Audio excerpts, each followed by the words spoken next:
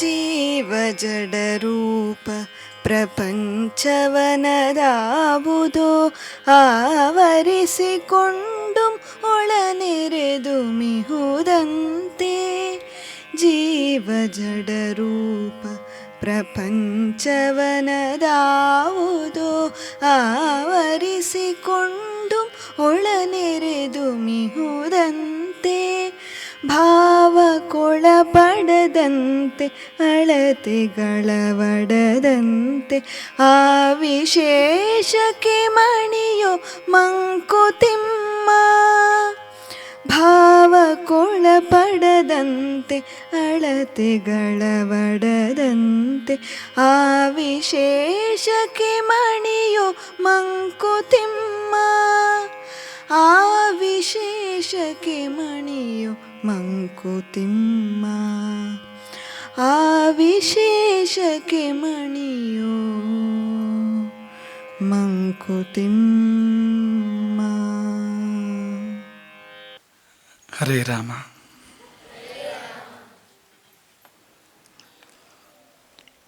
ಕರುಣರಸದ ಕೋಡಿ ವರಿವ ಕಟಾಕ್ಷದ ಪರತತ್ವ ವರುಪು ವಾಲಾಪದ ವರ ಪುಣ್ಯಮಯ ಶರೀರದ ನಿರಾಭಾರಿ ಗುರುವಿರಲಿ ಎನ್ನ ಮಾನಸತೆ. ಆ ಸದ್ಗುರುವಿರಲಿ ನಮ್ಮೆಲ್ಲರ ಮಾನಸತೆ.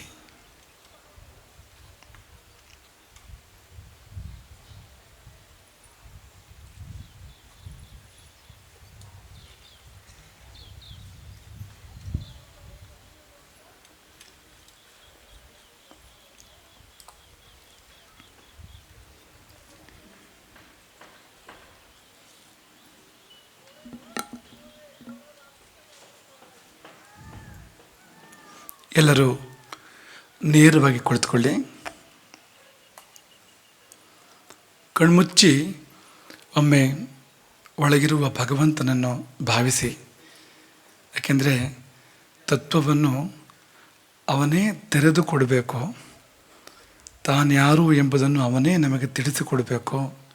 ಅದಿಲ್ಲದಿದ್ದರೆ ಎಷ್ಟು ಹೇಳಿದರೂ ಎಷ್ಟು ಕೇಳಿದರೂ ಅದು ಅರ್ಥವಾಗೋದಿಲ್ಲ, ಮನಸ್ಸಿಗೆ ಅದು ಮುಟ್ಟೋದಿಲ್ಲ. ಹಾಗಾಗಿ ಒಮ್ಮೆ ಕಣ್ಮುಚ್ಚಿ ಒಳಗಿರುವ ಆ ಪರಮಾತ್ಮನನ್ನು ಭಾವಿಸಿ ನಿನ್ನ ಗುಟ್ಟನ್ನು ನೀನೇ ಬಿಚ್ಚಿಕೊಡು ಎಂಬುದಾಗಿ ಪ್ರಾರ್ಥಿಸಿ ಆ ಬಳಿಕ ಮುಂದುವರಿಯೋಣ.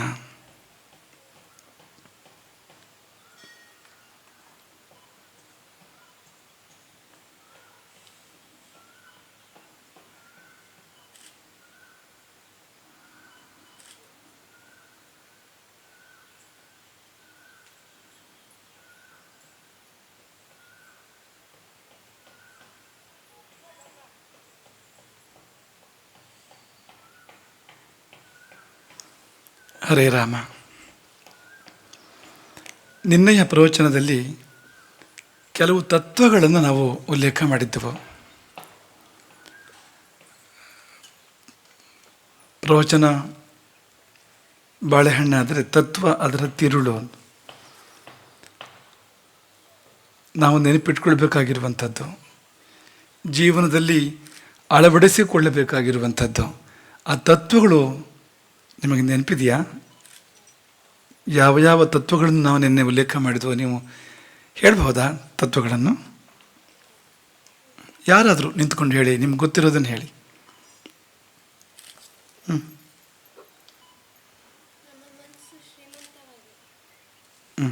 ಕೂತ್ಕೋ.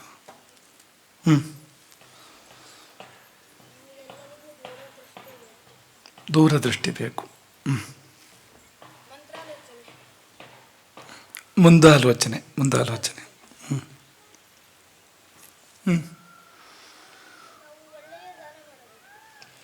ಉತ್ತಮ ದಾನ ಮಾಡಬೇಕು.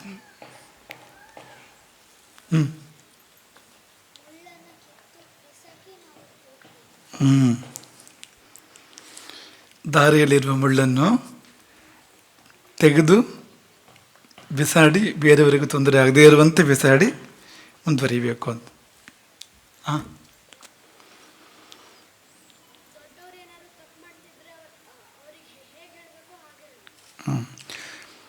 ಯಾರು ತಪ್ಪು ಮಾಡಿದರೂ ನಾವು ಕಣ್ಣು ಮುಚ್ಚಿ ಕೂತ್ಕೊಳ್ಳೋದಲ್ಲ, ಕೈ ಕಟ್ಟಿ ಕೂತ್ಕೊಳ್ಳೋದಲ್ಲ.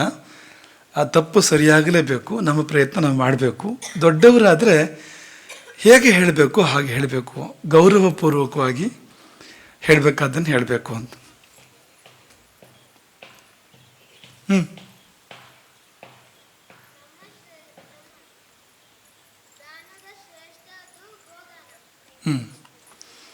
ದಾನಗಳಲ್ಲಿ ಗೋದಾನ ಶ್ರೇಷ್ಠ.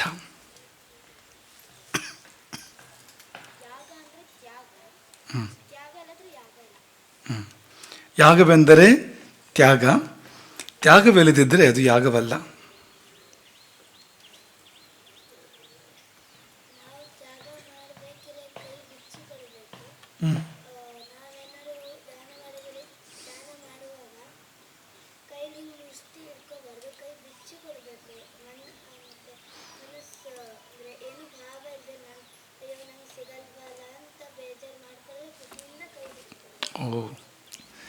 ದಾನ ಮಾಡುವಾಗ ಕೈ ಬಿಚ್ಚಿ ದಾನ ಮಾಡಬೇಕು, ಕೊರಗಬಾರ್ದು.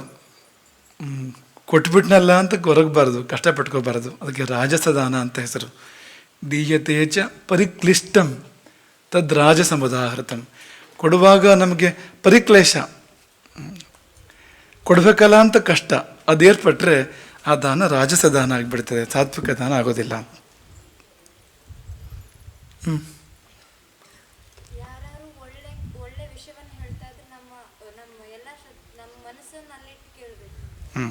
ಅದಕ್ಕೆ ಏನು ಹೆಸರು ಆ ಗುಣಕ್ಕೆ?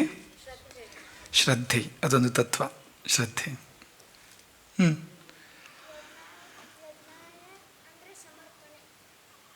ಯಜ್ಞ ಎಂದರೆ ಸಮರ್ಪಣೆ. ಸರಿ ಇದೆ.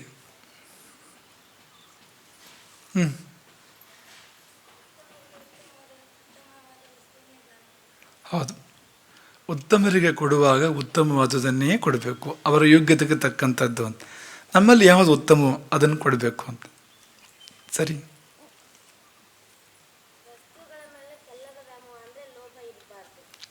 ಲೋಭ ಇರಬಾರ್ದು, ಅದೊಂದು ತತ್ವ.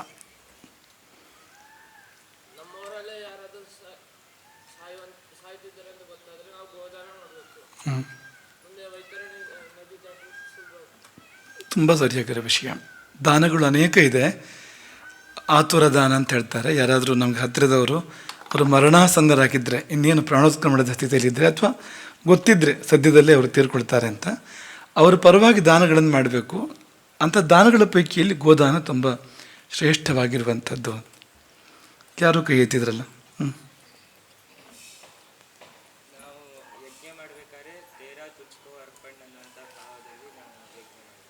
ತೇರಾ ತುಜುಕು ಅರ್ಪಣ್.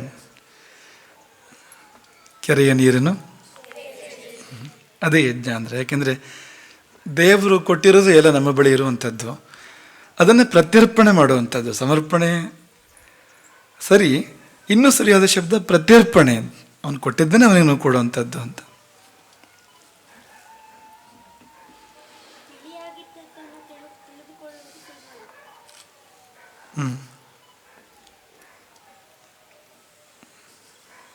ಆಗಲಿ, ಸರಿ ಇದೆ, ಇದೆಲ್ಲ ಸರಿ ಇದೆ. ನಿನ್ನೆ ಮುಂದಾಲೋಚನೆ ಬಗ್ಗೆ ಹೇಳಿದ್ದೆವು. ಮುಂದಾಲೋಚನೆ ಬೇಕು. ನಾವು ಇವತ್ತು ವಿದ್ಯಾಭ್ಯಾಸ ಮಾಡ್ತಾ ಇದ್ದರೆ ಅದು ನಮ್ಮ ಇಡೀ ಜೀವನಕ್ಕೆ ಉಪಯೋಗ ಬರಬೇಕು, ಜೀವನದ ಕೊನೆಯವರೆಗೆ ನಮಗೆ ಉಪಯೋಗಕ್ಕೆ ಬರಬೇಕು. ಮಾತ್ರ ಅಲ್ಲ, ಜೀವನದ ಬಳಿಕವೂ ಕೂಡ, ಈ ದೇಹ ಬಿದ್ದು ಹೋದ ಮೇಲೆ ಕೂಡ, ಬಿದ್ದು ಹೋಗುವಂಥದ್ದೇ, ತಪ್ಪದೆ ಬಿದ್ದು ಹೋಗುವಂಥದ್ದೇ, ಆ ಬಳಿಕವೂ ಉಪಯೋಗಕ್ಕೆ ಬರಬೇಕು. ಹಾಗಾಗಿ ನಾವು ವಿದ್ಯಾಭ್ಯಾಸ ಮಾಡ್ತಾ ಇರುವಂಥದ್ದು. ಹಾಗಾಗಿ ವಿದ್ಯಾಭ್ಯಾಸ ಅಂದರೂ ಕೂಡ ಅದು ಮುಂದಾಲೋಚನೆ, ಅದು ದೂರದೃಷ್ಟಿ. ಹಾಗೆ ಯಜ್ಞ, ದಾನ, ಶ್ರದ್ಧೆ, ಲೋಭ, ಆಮೇಲೆ ತಪ್ಪನ್ನು ಕಂಡು ಕಣ್ಮುಚ್ಚಿ ಕೂತ್ಕೊಳ್ದೇ ಇರುವಂಥದ್ದು, ಕೈಕಟ್ಟಿ ಕೂತ್ಕೊಳ್ದೇ ಇರುವಂಥದ್ದು, ಇಂಥ ಅನೇಕ ತತ್ವಗಳನ್ನು ನಿನ್ನೆ ನಾವು ಕಥೆಯ ಸಮಯದಲ್ಲಿ ಗಮನಿಸಿದ್ವು ಅಲ್ವಾ. ಕಥೆ ಹೇಳೋದು ಯಾಕೆ ಅಂದರೆ, ಕಥೆ ಸ್ವಲ್ಪ ರುಚಿಯಾಗಿರುತ್ತೆ, ತತ್ವ ಔಷಧದ ಥರ ಇರುತ್ತೆ. ಹಾಗಾಗಿ ನೇರವಾಗಿ ಔಷಧ ಕೊಟ್ಟರೆ ನಮಗೆ ತಗೊಳ್ಳೋಕ್ಕೆ ಕಷ್ಟ ಆಗುತ್ತೆ, ಅದನ್ನು ಜೇನಲ್ಲಿ ಬೆರೆಸಿಕೊಟ್ರೆ ಇಷ್ಟ ಆಗುತ್ತೆ. ಹಾಗೆ ಕಥೆಯೆಂಬ ಜೇನಿನಲ್ಲಿ ತತ್ವವೆಂಬ ಔಷಧವನ್ನು ಬೆರೆಸಿ ಕೊಡುವಂಥದ್ದು, ಆ ಕಹಿಯನ್ನು ಸಿಹಿಯಾಗಿಸಿ ಕೊಡುವಂಥದ್ದು. ನೆನಪಿರಲಿ ಅಂತ, ನಿಮಗೆ ನಾಳೆ ಒಂದು ದಿನ ನಚಿಕೇತ ಅಂದ ಕೂಡಲೇ ಇದೆಲ್ಲ ನೆನಪಾಗಬೇಕು. ಹೇಗೂ ನಚಿಕೇತ ನೆನಪಿರ್ತಾನೆ ಅಲ್ವಾ? ನಚಿಕೇತನನ್ನು ಮರಿತೀರಾ? ನೀವೆಲ್ಲ ನಚಿಕೇತರಾಗಬೇಕು.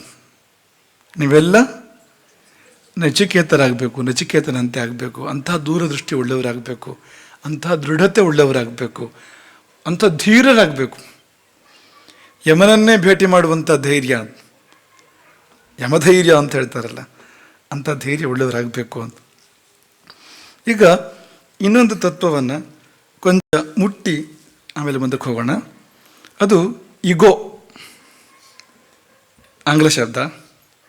ಇಗೋ ಅಂದರೆ ಗೊತ್ತಾ? ಕನ್ನಡದ ಇಗೋ ಬೇರೆ ಇದೆ, ಇಗೋ ಬಂದೆ ಅಂತ, ಅದಲ್ಲ. ಆಂಗ್ಲ ಇಗೋ ಸ್ವಾಭಿಮಾನ ಅನ್ನೋದನ್ನ ಕನ್ನಡದಲ್ಲಿ ಸ್ವಲ್ಪ ಒಳ್ಳೆ ಅರ್ಥದಲ್ಲಿ ಬಳಸ್ತಾ ಇದ್ದಾರೆ ಇವತ್ತು. ದುರಹಂಕಾರ, ಅಹಂಕಾರ ಸ್ವಲ್ಪ ಕೆಟ್ಟರೆ ಅದು ಇಗೋ ಅಂತ. ಈಗ ಅಹಂಕಾರ ಎಲ್ಲರಿಗೂ ಇದ್ದೇ ಇದೆ ಅಲ್ವಾ? ನಿಮಗೆಲ್ಲ ನಾನು ಅಂತ ಉಂಟೋ ಇಲ್ವೋ? ನಾನು ಅಂತ ಇಲ್ಲದೆ ಇದ್ರು ನಾನು ಅಂತ ಉಂಟೋ ಇಲ್ವೋ? ನಾನು ಬಂದೆ, ನಾನು ಹೋದೆ, ನಾನು ಊಟ ಮಾಡಿದೆ, ನಾನು ಮಲಕ್ಕೊಂಡೆ, ನಾನು ಗುರುಕುಲದಲ್ಲಿ ಅಧ್ಯಯನ ಮಾಡ್ತಾ ಇದ್ದೇನೆ, ಉಂಟೋ ಇಲ್ವೋ? ಇದು ನಾನು ಹೋಗ್ಬಿಟ್ಟಿದ್ಯಾ ಪೂರ್ತಿ? ಹೋದರೆ ಜೀವನವೇ ಇಲ್ಲ ಅಂತ. ಆ ನಾನುವಿನಿಂದಲೇ ಬದುಕು ನಡೀತಾ ಇರುವಂಥದ್ದು, ಯಾವಾಗಲೂ ಇದೆ ಅದು ನಾನು ಎನ್ನುವಂಥದ್ದು. ನೀವು ಏನೇ ಹೇಳಿ ನಾನು ಸೇರ್ಕೊಂಡಿದೆ ಅಲ್ಲಿ. ಅದು ಸಾತ್ವಿಕ ಅಹಂಕಾರ, ಜೀವನ ನಿರ್ವಹಣೆಗೆ ಬೇಕು ಅದು. ದುರಹಂಕಾರ ಅಂದರೆ ಅಲ್ಲದೆ ಇರೋದನ್ನೆಲ್ಲ ನಾನು ಅಂತ ಅನ್ಕೊಂಡ್ಬಿಡೋದು. ಅದರಿಂದಾಗಿ ಕೆಲವು ವಿಪರಿಣಾಮಗಳಾಗುವಂತೆ ಅಂತಹ ನಾನು ಏನಿದೆ, ಕೆಟ್ಟ ಪರಿಣಾಮ ಬೀರುವಂಥ ನಾನು, ಅದನ್ನು ದುರಹಂಕಾರ ಅಥವಾ ಈಗೋ ಅಂತ ಕರೀತಾರೆ. ನಿನ್ನ ಕಥೆಯಲ್ಲಿ ಆ ಈಗೋ ಗಮನಿಸಿದ್ರ ನೀವು ಎಲ್ಲಾದರೂ? ಎಲ್ಲಿ? ವಾಜಶ್ರವಸನ ಈಗೋ ಎಲ್ಲಿ ತೋರಿಸಿ?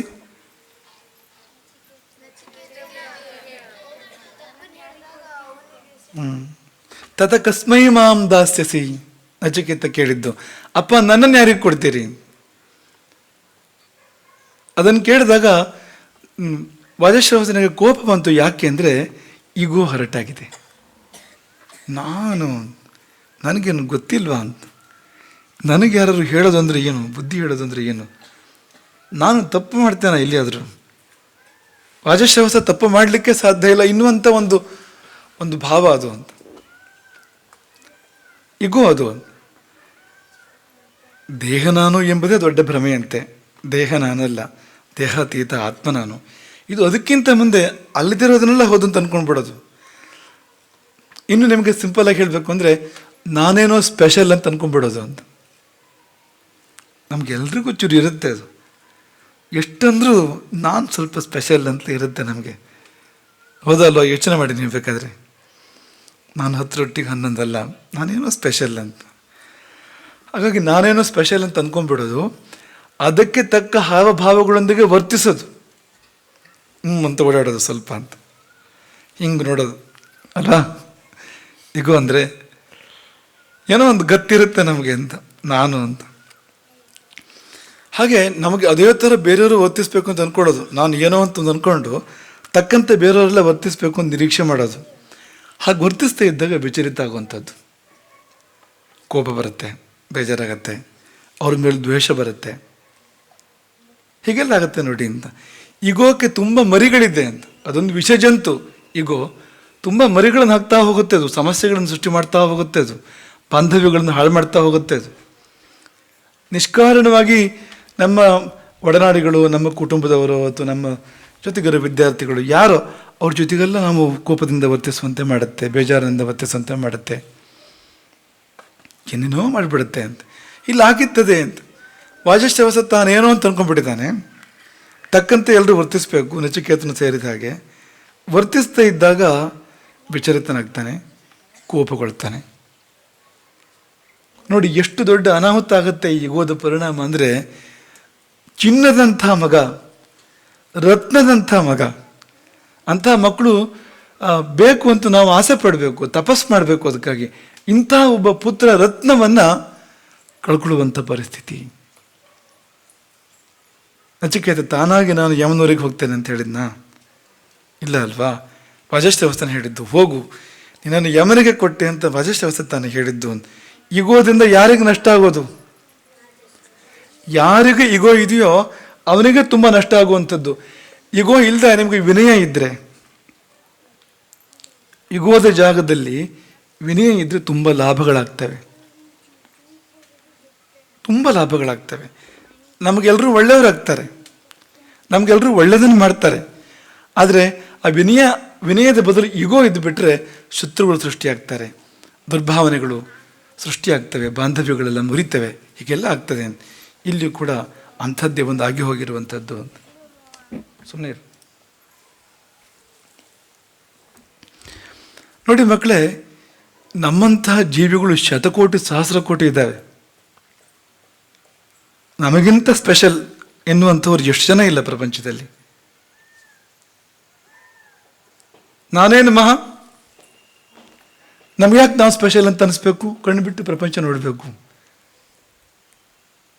ಎಷ್ಟೆಲ್ಲ ವಿಶಿಷ್ಟವಾಗಿರ್ತಕ್ಕಂಥ ವ್ಯಕ್ತಿಗಳು, ಜೀವಗಳು ಪ್ರಪಂಚದಲ್ಲಿ ಇರ್ತವೆ. ಒಂದು ಗೋವು ಎಷ್ಟು ಶ್ರೇಷ್ಠವಾಗಿರುವಂಥ ಪ್ರಾಣಿ ಅಲ್ವಾ? ಅದಕ್ಕೆ ಮಾತು ಬರದೇ ಇರ್ಬೋದು, ಆದರೆ ಅದರ ಗುಣಗಳು ನಮಗಿದೆಯಾ? ಅದರ ಶ್ರೇಷ್ಠತೆ ನಮಗಿದೆಯಾ? ಒಂದು ತುಳಸಿ ಗಿಡ ಅಂತ ಅಂದ್ಕೊಳ್ಳಿ ನೀವು, ಸುಮ್ಮನೆ ಯಾವುದೋ ಒಂದು ಗಿಡ ಮರ ಅಂತ ಅಂದ್ಕೊಳ್ಳಿ ನೀವು, ಅದರಲ್ಲಿ ಎಷ್ಟೋ ಗುಣಗಳಿದೆ ಅಂತ. ಹಾಗಾಗಿ ನಾನೇನೋ ಸ್ಪೆಷಲ್ ಅಂತ ಅಂದ್ಕೊಂಡ್ಬಿಡೋದು, ಅದಕ್ಕೆ ತಕ್ಕಂತೆ ಹಾವಭಾವಗಳನ್ನು ಮಾಡೋದು, ಬೇರೆಯವರೊಂದು ನಿರೀಕ್ಷೆ ಮಾಡೋದು ಅನ್ನೋ ಥರ ಆಗ್ಕೊಡೋದು ಯಾವುದೇ ಕಾರಣಕ್ಕೂ. ಇಗೋದ ದೊಡ್ಡ ಸಮಸ್ಯೆ ಅಂದರೆ ಯಾರಿಗೆ ಇಗೋ ಇರ್ತದೋ ಅವರ ತಪ್ಪನ್ನು ಯಾರು ಹೇಳುವಂತೆ ಇಲ್ಲ. ಈ ನಿಮಗೆ ಇಗೋ ಇದ್ದರೆ ನಿಮ್ಮ ತಪ್ಪನ್ನು ಯಾರು ನಿಮ್ಗೆ ಹೇಳುವಂತೆ ಇಲ್ಲ ಅಂತ. ನಷ್ಟ ಯಾರಿಗೆ? ನಿಮ್ಮ ತಪ್ಪನ್ನು ನಿಮಗೆ ಹೇಳಿದರೆ ನೀವು ತಿದ್ಕೋತೀರಿ, ತಿದ್ಕೊಂಡಾಗ ನಿಮ್ಮ ವ್ಯಕ್ತಿತ್ವ ಉತ್ತಮ ಆಗ್ತದೆ. ಹೇಳದೇ ಇದ್ದರೆ ತಪ್ಪು ಹಾಗೆ ಉಳ್ಕೊಳ್ತದೆ, ಬೆಳ್ಕೊಳ್ತದೆ, ಮುಂದೊಂದು ದಿನ ನಮಗೆ ಮುಳುವಾಗ್ತದೆ. ನಮ್ಮ ದೋಷಗಳು ದೂರವಾಗಬೇಕು ಬೇಡವೋ? ನಮ್ಮ ಕೆಡುಕುಗಳು ಇಲ್ಲವಾಗಬೇಕೋ ಬೇಡವೋ? ಯಾರಾದರೂ ಹೇಳೋರು ಬೇಕು. ನಮ್ಮ ಗುರುಗಳು, ಹಿರಿಯರೋ, ಸ್ನೇಹಿತರೋ, ಯಾರೋ ನಮಗೆ ನಮ್ಮ ದೋಷಗಳನ್ನ ಹೇಳೋರು ಬೇಕು, ಗುಣಗಳನ್ನೆಲ್ಲ. ವಿಭೀಷಣನ ಮಾತು ನಿಮಗೆ ನೆನಪಿದೆಯಾ? ಅಪ್ರಿಯಸ್ಯ ಚ ಪಥ್ಯಸ್ಯ.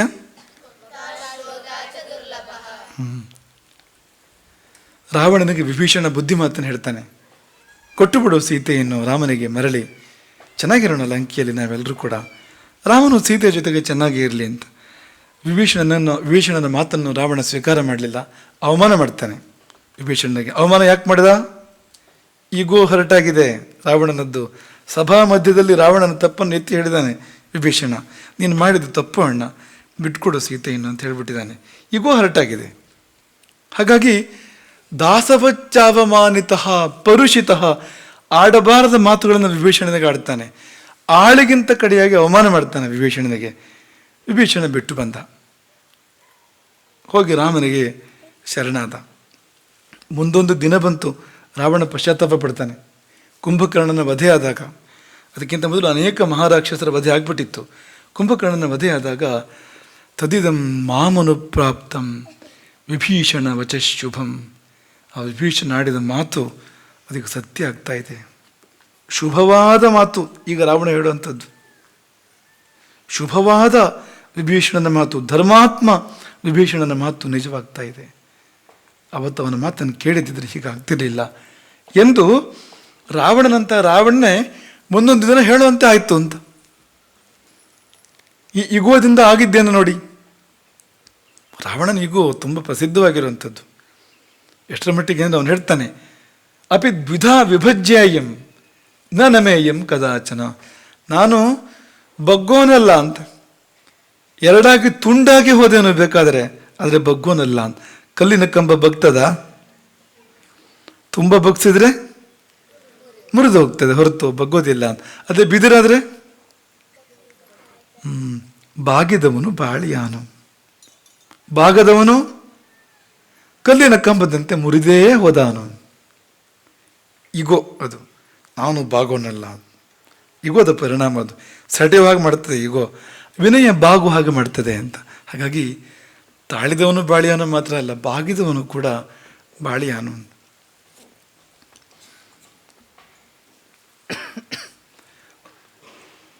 ಇನ್ನು ಕೋಪ ಕೋಪ ಬಂತಲ್ವಾ ವಾಜಶ್ರವಸ ಆತನಿಗೆ. ಕೋಪವೆಂಬುದು ಬೆಂಕಿ. ಬೆಂಕಿ ಸುಡೋದು ಮೊದಲು ಯಾವುದನ್ನು? ಎಲ್ಲಿ ಬೆಂಕಿ ಇದೆಯೋ ಅದನ್ನು ತಾನೇ ಮೊದಲು ಸುಡುತ್ತೆ. ಈಗ ಒಂದು ಕೊಳ್ಳಿಯಲ್ಲಿ ಬೆಂಕಿ ಇದೆ ಅಂತ ಅಂದ್ಕೊಳ್ಳಿ, ಆ ಬೆಂಕಿ ಮೊದಲು ಸುಡೋದು ಯಾವುದನ್ನು? ಆಶ್ರಯಾಶ. ಬೆಂಕಿಗೆ ಒಂದು ಹೆಸರಿದೆ, ಆಶ್ರಯಾಶ. ಅಂದರೆ ಯಾವುದು ತನಗೆ ಆಶ್ರಯ ಕೊಟ್ಟಿದೆಯೋ ಅದನ್ನೇ ಮೊದಲು ಸುಡೋದು. ಅದು ಬೆಂಕಿ ಸ್ವಭಾವ. ಅದು ತನ್ನ ಆಶ್ರಯವನ್ನು ಮೊದಲು ಸುಡುತ್ತೆ ಬೆಂಕಿ. ಕೋಪ ಕೂಡ ಹಾಗೆ, ಅದೊಂದು ಜಾತಿ ಬೆಂಕಿ.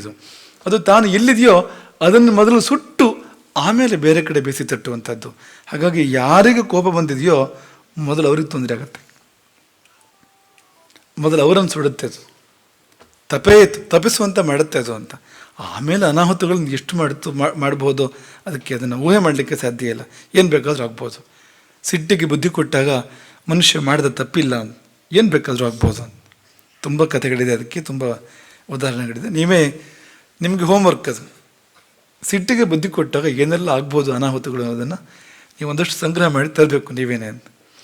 ಹಾಗಾಗಿ ಮೊದಲು ತನ್ನನ್ನು ಸುಟ್ಟು ಮುಂದೆ ಯಾರ ಮೇಲೆ ಬಂದಿದೆಯೋ ಅವರನ್ನು, ಈ ನಡುವೆ ಯಾರನ್ನು ಸುಡುವುದು ಅದರ ಸ್ವಭಾವ ಕೋಪದ್ದು. ವಾಜಶ್ರವಸನದ ಕಥೆ ಅದೇ ಆಗಿರುವಂಥದ್ದು. ಕೋಪ ಬಂತು ಅಂತ ಸುಟ್ಟಿದ್ಯಾರನ್ನು? ತನ್ನನ್ನೇ. ತಾನು ತನ್ನ ಮಗನನ್ನು ಕಳೆದುಕೊಳ್ಳುವಂತ ಆಯಿತು. ನಚಿಕೇತನನ್ನಲ್ಲ, ಯಾಕೆಂದ್ರೆ ಮುಂದೆ ನೋಡ್ತೀರಿ ನೀವು, ನಚಿಕೇತನ ಇಂಥದ್ದೆಲ್ಲ ಸುಡಲಿಕ್ಕೆ ಸಾಧ್ಯ ಇಲ್ಲ ಅಂತ. ಅಂಥದ್ದದು ನಚಿಕೇತ ಎನ್ನುವಂಥದ್ದು. ಎಂಥದ್ದು ಅಂದರೆ ಇಂಥ ಬೆಂಕಿಗಳೆಲ್ಲ ಏನು ಮಾಡೋಕ್ಕೆ ಸಾಧ್ಯ ಇಲ್ಲ ಅದನ್ನು ಅಂತ. ಹಾಗಾಗಿ ಸುಟ್ಟಿದ್ದು ಯಾರನ್ನು ಅಂದರೆ ಯಾರಿಗೆ ತಾಪ ಉಂಟಾಯಿತು, ಯಾರಿಗೆ ಮನಸ್ಸಿನಲ್ಲಿ ಬೇಗೆ ಉಂಟಾಯಿತು ಅಂದರೆ ನಚಿಕೇತನಿಗೆ, ವಾಜಶ್ರವಸನಿಗೆ ಉಂಟಾಗಿರುವಂಥದ್ದು ಅಂತ. ಈ ಕೋಪ ಇದು ಎಲ್ಲಿ ಹುಟ್ಟಿದ್ದು, ಹೇಗೆ ಹುಟ್ಟಿದ್ದು, ಇವರು ವಂಶಾವಳಿ ಗೊತ್ತಾ ನಮಗೇನಾದ್ರು? ಕೋಪದ ಅಪ್ಪ ಅಮ್ಮ ಯಾರು ಗೊತ್ತಾ ನಿಮಗೆ?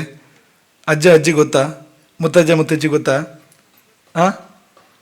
ನೆಂಟರಿಷ್ಟರು ಗೊತ್ತಾ ಕೋಪದ ನಿಮಗೆ? ಕೋಪದ್ದು ಕೂಡ ಒಂದು ವಂಶಾವಳಿ ಇದೆ. ಪ್ರಳಯ ಕಾಲದ ಅಂತ್ಯದಲ್ಲಿ ಬ್ರಹ್ಮದೇವರಿಂದ ಕೋಪ ಸೃಷ್ಟಿ ಆಯ್ತಂತೆ. ಕಲ್ಕಿ ಪುರಾಣದಲ್ಲಿರುವಂಥದ್ದು ಪ್ರಥಮ ಅಧ್ಯಾಯದಲ್ಲಿ. ಪ್ರಳಯ ಕಾಲದ ಅಂತ್ಯದಲ್ಲಿ ಬ್ರಹ್ಮದೇವರ ಪೃಷ್ಠಭಾಗದಿಂದ ಕೋಪದ ಉದಯ ಆಗಿರುವಂಥದ್ದು. ಘೋರ ರೂಪದ ಅಧರ್ಮದ ಸೃಷ್ಟಿಯಾಗತ್ತೆ. ಕೋಪ ಅಲ್ಲ, ಕೋಪದ ಮೂಲ ಅಧರ್ಮ. ಪ್ರಳಯ ಕಾಲದ ಅಂತ್ಯದಲ್ಲಿ ಬ್ರಹ್ಮದೇವರ ಪೃಷ್ಠಭಾಗದಿಂದ ಘೋರ ರೂಪದ ಅಧರ್ಮ, ಮಲಿನ ಪಾತಕ ಅದು ಮೊದಲು ಸೃಷ್ಟಿಯಾಯಿತು. ಆಮೇಲೆ ಆ ಅಧರ್ಮದ ಹಿಂದೆಯೇ ಮಿಥ್ಯೆ, ಸುಳ್ಳಿನ ಸೃಷ್ಟಿಯಾಯಿತು. ಬ್ರಹ್ಮದೇವನ ಪೃಷ್ಠಭಾಗದಿಂದಲೇ ಎರಡೂ ಕೂಡ ಅಂತ. ಬೆಕ್ಕಿನ ಕಣ್ಣುಗಳಂತೆ ಆ ಮಿಥ್ಯೆಗೆ ಎಲ್ಲರನ್ನೂ ಮೋಹಗೊಳಿಸ್ತಕ್ಕಂಥ, ಎಲ್ಲರನ್ನೂ ಮರುಳು ಮಾಡ್ತಕ್ಕಂಥ ಸ್ವಭಾವ ಇದೆಯಂತೆ. ಹಾಗೆ ಸುಳ್ಳು ಅಧರ್ಮ ಅಣ್ಣ ತಂಗಿ ಒಟ್ಟಿಗೆ ಸೃಷ್ಟಿಯಾಗಿರುವಂಥದ್ದು. ಅಣ್ಣ ತಂಗಿ ಅಲ್ವಾ ಅಧರ್ಮ ಮತ್ತು ಮಿಥ್ಯೆ, ಆದರೆ ಅವರಿಬ್ಬರು ಮದುವೆ ಮಾಡ್ಕೊಂಡ್ರಂತೆ. ಅದು ಅಧರ್ಮ. ಅಧರ್ಮ ಇರೋದೇ ಹಾಗೆ ಅಂತ, ಅದು ಹೋಗೋ ದಾರಿಯೇ ಹಾಗೆ ಅಂತ. ಹಾಗಾಗಿ ಅದು ಹುಟ್ಟಿ ಮಾಡಿದ ಕೆಲಸ ಏನು ಅಧರ್ಮ, ತನ್ನ ತಂಗಿಯನ್ನು ತನ್ನ ಮದುವೆ ಮಾಡ್ಕೊಂಡಿರೋಂಥದ್ದು. ಹಾಗೆ ಅಧರ್ಮ ಮತ್ತು ಮಿಥ್ಯೆ ಅವರಿಬ್ಬರು ಮದುವೆಯಾಗಿ ಒಂದು ಸಂತತಿ ಹುಟ್ಟಿತು ಅಂತ. ಹಾಗೆ ದಂಭ ಅಂತ ಹೆಸರು. ಮತ್ತೆಂಥದ್ದು ಹುಟ್ಟೋದು ಅಂಥವ್ರು ಮದುವೆ ಆಗಿದ್ದಾರೆ. ದಂಭ ಮತ್ತು ಮಾಯೆ, ಒಂದು ಮಗ ಒಂದು ಮಗಳು ಹುಟ್ಟಿದ್ದು ಅಂತ. ದಂಭ ಅಂದರೆ ಏನು, ಡಂಬ ಅಂತ ಹೇಳ್ತಾರಲ್ಲ, ಡಂಬಾಚಾರ ಅಂತ ಕೇಳಿದಿರಲ್ಲ ನೀವು, ಅದೇ ಅದು. ದಂಭ ಮತ್ತು ಮಾಯೆ ಅಂದ್ರೂ ಕೂಡ ಹಾಗೆ. ಮಾಯೆ ಅಂದರೆ ಎದುರು ಒಂಥರ ಇರೋದು, ಹಿಂದುಗಡೆ ಇನ್ನೊಂದು ಥರ ಇರುವಂಥದ್ದು. ಈ ಮಾಯಾಮೃಗ ಇದ್ದ ಹಾಗೆ, ಎದುರಿಂದ ಚಿನ್ನದ ಜಿಂಕೆ, ಒಳಗಿಂದ ಘೋರ ರಾಕ್ಷಸ ಅಂತ. ಹಾಗೆ ಎದುರೊಂದು ಹಿಂದೊಂದು, ಅದೇ ಮಾಯೆ ಅಂದರೆ ಅಂತ. ಅವರಿಬ್ಬರು ಹುಟ್ಟುತ್ತಾರೆ, ಮತ್ತು ಅವರಿಬ್ಬರು ಮದುವೆ ಮಾಡ್ಕೊಳ್ತಾರಂತೆ, ಅಣ್ಣ ತಂಗಿ. ಪುನಃ ಅಣ್ಣ ತಂಗಿಯ ಮಕ್ಕಳು, ಅವರು ಅಣ್ಣ ತಂಗಿ ಪುನಃ ಮದುವೆ ಆಗ್ತಾರೆ. ಪಾಪದಿಂದ ಪಾಪ, ಅದರಿಂದ ಮಹಾಪಾಪ, ಅದರಿಂದ ಘೋರ ಪಾಪ ಅನ್ನೋ ಹಾಗೆ ಅದು ಮುಂದುವರಿತಾ ಇದೆ ಅಂತ. ಅವರಿಬ್ಬರ ಸಂಸಾರದ ಫಲವಾಗಿ ಹುಟ್ಟಿರುವಂಥದ್ದು ಲೋಭ ಮತ್ತು ನಿಕೃತಿ. ನಿಕೃತಿ ಅಂದರೆ ಅಪ್ರಾಮಾಣಿಕತೆ, ವಂಚನೆ. ಲೋಭ ಗೊತ್ತೇ ಇದೆ ನಿಮಗೆ, ನಿನ್ನೆ ತಾನೇ ಚರ್ಚೆ ಆಗಿದೆ ಅದ್ರ ಬಗ್ಗೆ. ಹಾಗೆ ಮಾಯಾ ಮತ್ತು ದಂಭರ ಮಕ್ಕಳು ಲೋಭ ಮತ್ತು ನಿಕೃತಿ. ಈ ಲೋಭ ನಿಕೃತಿ ಅವರು ಪುನಃ ಮದುವೆ ಮಾಡ್ಕೊಳ್ತಾರಂತೆ, ಇನ್ನೊಂದು ಅಣ್ಣ ತಂಗಿ ಮದುವೆ ಅಂತ. ಹಾಗೆ ಹುಟ್ಟಿದ್ದು ಕ್ರೋಧ. ಆ ಕ್ರೋಧದ ತಂಗಿ ಹಿಂಸೆ. ಎಂಥ ಪವಿತ್ರವಾದ್ದಲ್ವಾ? ನೋಡಿ, ನೀವು ಆಲೋಚನೆ ಮಾಡಿ. ಈಗ ನಗ್ತಾ ಇದ್ದೀರಿ, ಸಿಟ್ಟು ಬಂದಾಗ ನಿಮಗೆ ಈ ನೆನಪಾಗಬೇಕು. ನಿಮಗೆ ಸಿಟ್ಟು ಅಂದರೆ ಇದು ಇಂಥದ್ದು ಇದು ಅಂತ, ಅದ್ರ ಹಿಂದಿನ ವಂಶಾವಳಿ ನೆನಪಾಗಬೇಕು. ಅದು ಹೊಲೆ ಅಂತ ಹೇಳ್ತಾರೆ ಅದನ್ನು. ಸಿಟ್ಟು ಅನ್ನೋದು ಮೇಲಿಗೆ ಅಂತ. ನೀವು ಸ್ನಾನ ಮಾಡಿ ರೇಷ್ಮೆ ಬಟ್ಟೆ ಶುದ್ಧ ಮಡಿ ಉಟ್ಟು ದೇವರ ಮುಂದೆ ಹೋಗಿ ಕೂತ್ಕೊಂಡಿರ್ತೀರಿ. ನಿಮ್ಮ ಪ್ರಕಾರ ನೀವು ಮಡಿ. ಆದರೆ ಏನೋ ಒಂದು ಪೂಜೆ ಮಾಡೋಕೆ ಒಂದು ವಸ್ತು ಇಲ್ಲ ಅಂದ್ಕೊಂಡ್ರೆ, ಯಾವುದೋ ಒಂದು ನಾವು ಬೇಕಾದಾಗ ಆಗಿಲ್ಲ ಅಂತ ಅನ್ಸಿದ್ರೆ ಕೂಡಲೇ ಬರುತ್ತೆ ಕೋಪ ಅಲ್ವಾ? ಮೈಲಿಗೆನೆ. ಮತ್ತೆ ಮಡಿ ಅಂತಲ್ಲ ಅದು ಅಂತ, ಬೇಕಾದ್ರೆ ಘೋರ ಮಡಿ ಅಂತ ಕರಿಬೋದು ಅದನ್ನು ಅಂತ.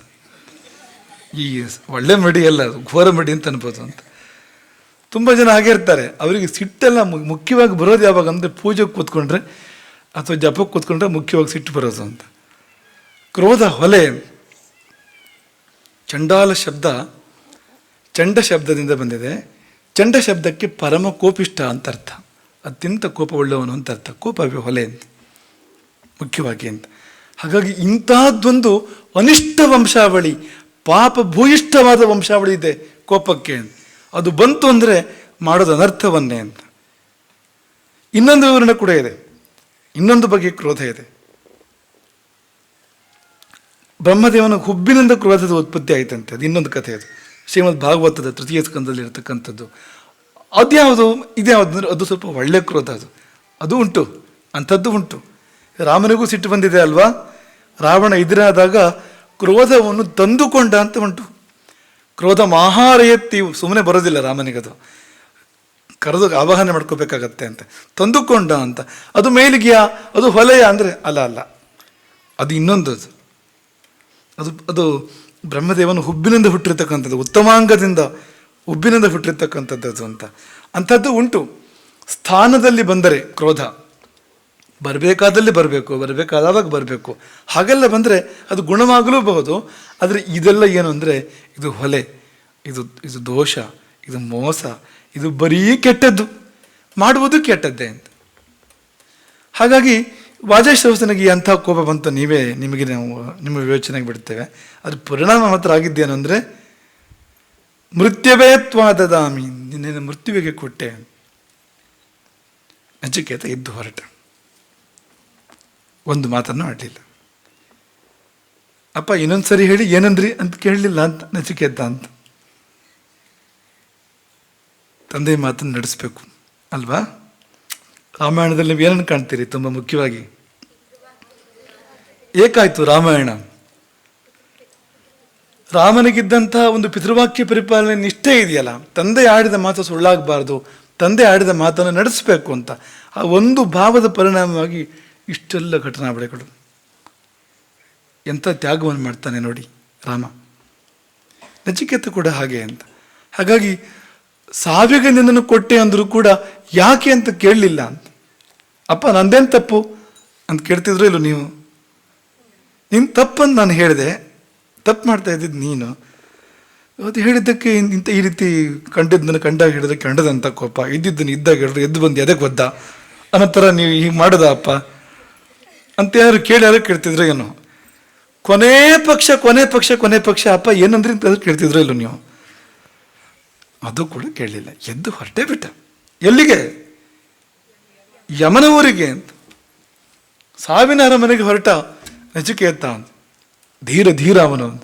ನಿಮಗೆಲ್ಲ ಬರಬೇಕು ಅಂತ ಧೈರ್ಯ, ನಚಿಕೇತನಂಥ ಧೈರ್ಯ, ನಚಿಕೇತನಂಥ ವಿವೇಕ ಅದು ಬರಬೇಕು ಅಂತ. ಯಾರಿದ್ರು ಜೊತೆಯಲ್ಲಿ? ನಚಿಕೇತನ ಜೊತೆಯಲ್ಲಿ ಯಾರಿದ್ರು? ಅಣ್ಣ ಬಂದನ, ತಮ್ಮ ಬಂದನ, ಅಕ್ಕ ತಂಗಿಯರು ಬಂದ್ರ, ಅಪ್ಪ ಬಂದನ, ಅಜ್ಜ ಬಂದನ, ಸ್ನೇಹಿತರು ಬಂದ್ರ, ಸಾಕಿದ ನಾಯಿ ಬಂತ? ಇಲ್ಲ, ಅಲ್ಲೇನು ನಾಯಿ ಸಾಕೋದು ಇಲ್ಲ. ಅವರು ಋಷ್ಯಾಶ್ರಮದ ಜಿಂಕೆ ಸಾಕ್ತಾರೆ, ನಾಯಿ ಸಾಕೋದಿಲ್ಲ. ಹಾಗಾಗಿ ಯಾರು ಬರಲಿಲ್ಲ ಅಂತ ಅನ್ಕೋಬೇಡಿ, ಏನೋ ಒಂದು ಜೊತೆಗಿತ್ತು ಅಂತ. ಏನದು? ದೈವ ಜೊತೆಗಿತ್ತು.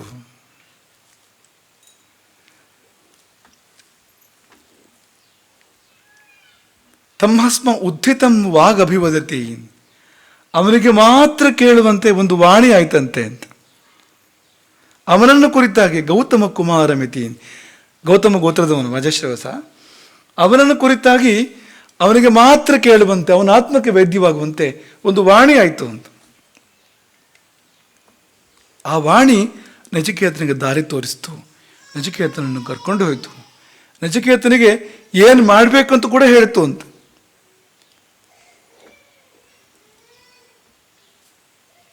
ಆ ದೈವಿ ವಾಣಿ ನಚಿಕೇತನಿಗೆ ಹೇಳುತ್ತೆ, ಹೋಗು ನಚಿಕೇತ, ಯಮನೂರಿಗೆ ಹೋಗು, ಅಲ್ಲಿ ಯಮ ಇರೋದಿಲ್ಲ, ನೀನು ಹೋದಾಗ 3 ಹಗಲು 3 ರಾತ್ರಿಯಲ್ಲಿ ನೀನು ಉಳ್ಕೊಳ್ಬೇಕಾಗತ್ತೆ, ಉಳ್ಕೋ, ಏನೂ ತಿನ್ನಬೇಡ, ಏನೂ ಕುಡಿಬೇಡ, ಏನನ್ನೂ ಸ್ವೀಕಾರ ಮಾಡಬೇಡ.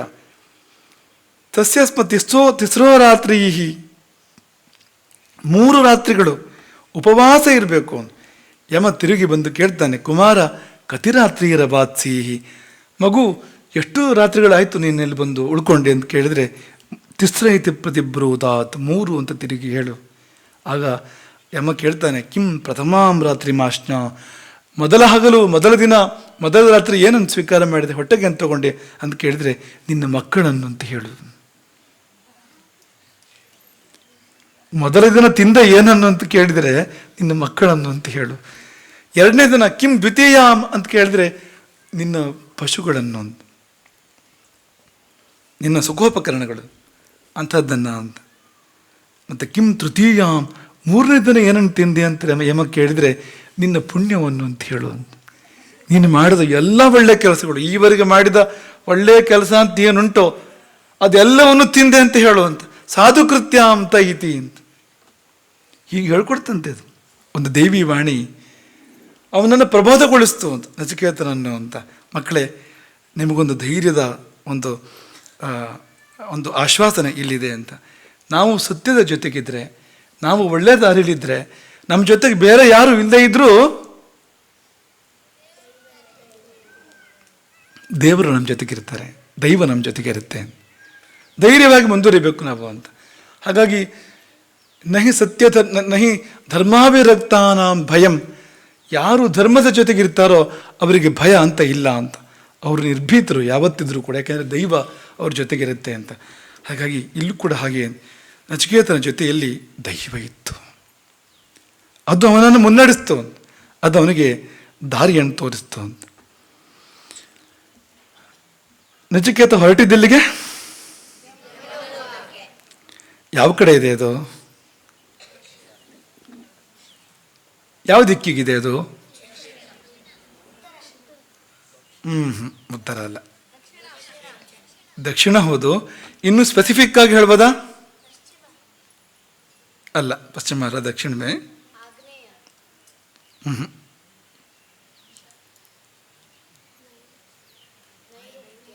ದಕ್ಷಿಣ ಸರಿ. ನೈಋತ್ಯನೂ ಕೂಡ ಇದಕ್ಕಿಂತ ಸ್ಪೆಸಿಫಿಕ್ ಆಗಿ ಹೇಳ್ಬೋದು ಅಂತ ಹಾಗೆ ಹೇಳಿದೆ ಅಂತ. ಗೊತ್ತಾ ನಿಮಗೆ? ಗೊತ್ತಿದ್ರೆ ಹೇಳಿ, ನಿಮ್ಗೆ ಗೊತ್ತಿಲ್ಲದ್ರೆ ಏನೂ ತಪ್ಪಿಲ್ಲ, ಯಾಕೆಂದ್ರೆ ನೀವು ಅದನ್ನು ಇನ್ನೆಲ್ಲ ಓದೋರು ಮುಂದೆ ಹೊರತು ಈಗ ಗೊತ್ತಿರಬೇಕು ಅಂತ ಏನಿಲ್ಲ ಅಂತ. ಪುರಾಣಗಳು ಹೇಳ್ತವೆ, ಯಾಮ್ಯ ನೈಋತ್ಯಯೋರ್ ಮಧ್ಯೆ ಪುರಂ ವೈವಸ್ವತಸ್ಯ ತತ್. ಯಾಮ್ಯ ನೈಋತ್ಯಯೋರ್ ಮಧ್ಯೆ, ಹಾಗಂದ್ರೆ ಏನು? ದಕ್ಷಿಣ ಎಲ್ಲಿದೆ? ದಕ್ಷಿಣ ಯಾವುದು? ಪೂರ್ವದಿಂದ ಯಾವ ಕಡೆ ಬರುತ್ತೆ ದಕ್ಷಿಣ? ಪೂರ್ವದ ಎಡಕ್ಕೆ ಉತ್ತರ, ಪೂರ್ವದ ಬಲಕ್ಕೆ ದಕ್ಷಿಣ, ಪೂರ್ವದ ಹಿಂದೆ ಪಶ್ಚಿಮ. ನೆನ್ಪಿಟ್ಕೊಳ್ಳಿ ಇದನ್ನು. ಪೂರ್ವದ ಎಡಕ್ಕೆ ಉತ್ತರ, ಪೂರ್ವದ ಬಲಕ್ಕೆ ದಕ್ಷಿಣ. ಈಗ ಸದ್ಯ ಎಲ್ಲಿ ದಕ್ಷಿಣ? ಯಾವ ಕಡೆ ದಕ್ಷಿಣ? ಈಗ ಇದು ದಕ್ಷಿಣ ಅಲ್ವಾ? ನೈಋತ್ಯ ಯಾವುದು? ನೈಋತ್ಯ ಎಲ್ಲಿ ಬರುತ್ತೆ? ಯಾವ 2 ದಿಕ್ಕುಗಳ ಮಧ್ಯೆ ಬರುತ್ತೆ? ನಿಮ್ಗೆ ಉದಾಹರಣೆ ಹೇಳ್ತೀವಿ. ಉತ್ತರ ಮತ್ತು ಪೂರ್ವಗಳ ಮಧ್ಯೆ ಈಶಾನ್ಯ ಬರುತ್ತೆ, ವಾಯುವ್ಯ ಇಲ್ಲ. ಉತ್ತರ ಮತ್ತು ಪೂರ್ವಗಳ ಮಧ್ಯೆ ಈಶಾನ್ಯ ಬರುತ್ತೆ. ಪೂರ್ವ ಮತ್ತು ದಕ್ಷಿಣಗಳ ಮಧ್ಯೆ ಆಗ್ನೇಯ ಬರುತ್ತೆ, ಮತ್ತು ವಾಯುವ್ಯಲ್ಲಿ ಬರುತ್ತೆ.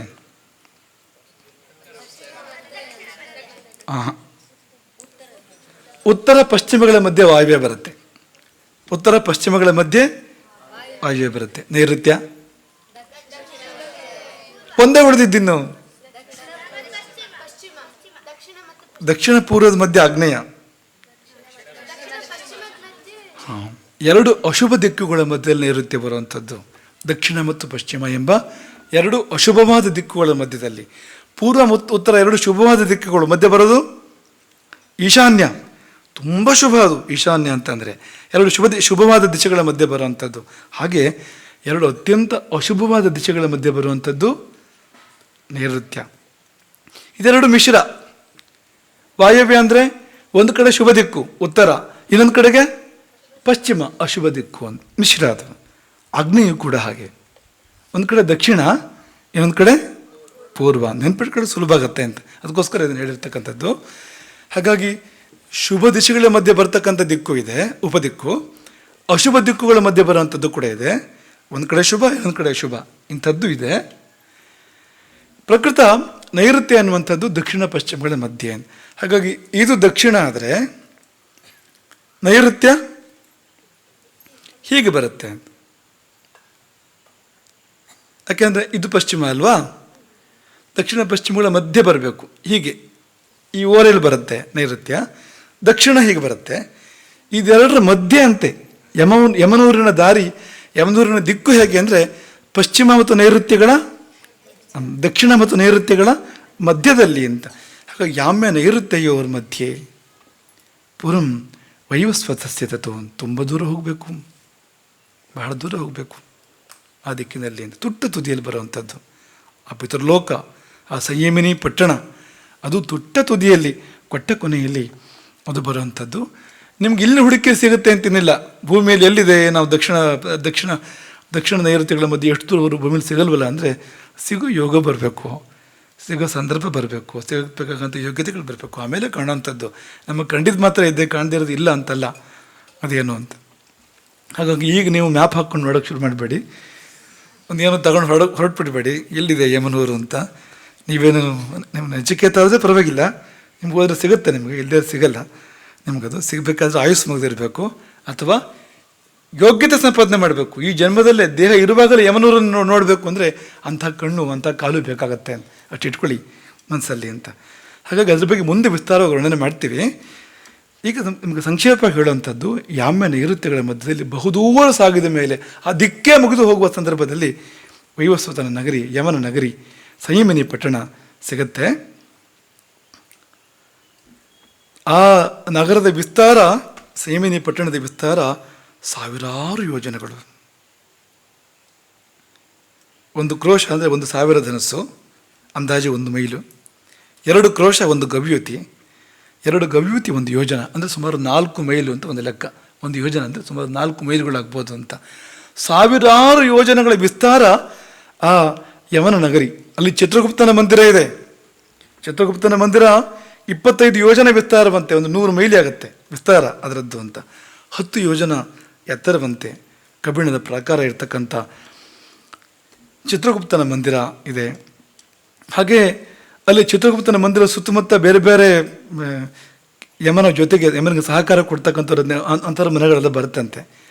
ಚಿತ್ರಗುಪ್ತನ ಮನೆಯಿಂದ ಪೂರ್ವಕ್ಕೆ ಜ್ವರನ ಮನೆಯಂತೆ, ದಕ್ಷಿಣಕ್ಕೆ ಶೂಲನ ಮನೆಯಂತೆ,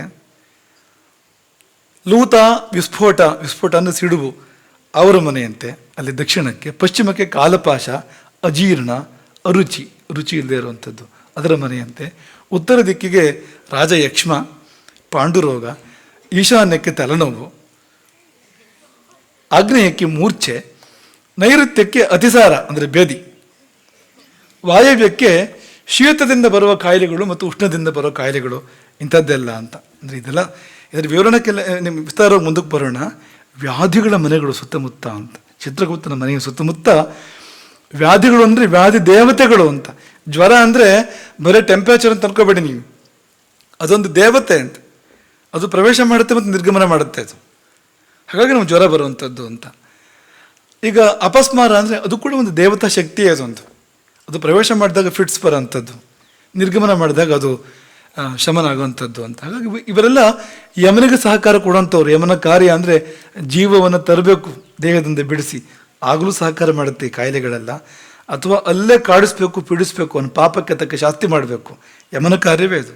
ಸಹಕಾರ ಕೊಡ್ತಕ್ಕಂಥವು ಇವೆಲ್ಲವೂ ಕೂಡ ಇದೆಲ್ಲ ಇದೆಯಂತೆ. ಇದರ ವಿಸ್ತಾರಕ್ಕೆ ಮುಂದಕ್ಕೆ ಹೋಗೋಣ.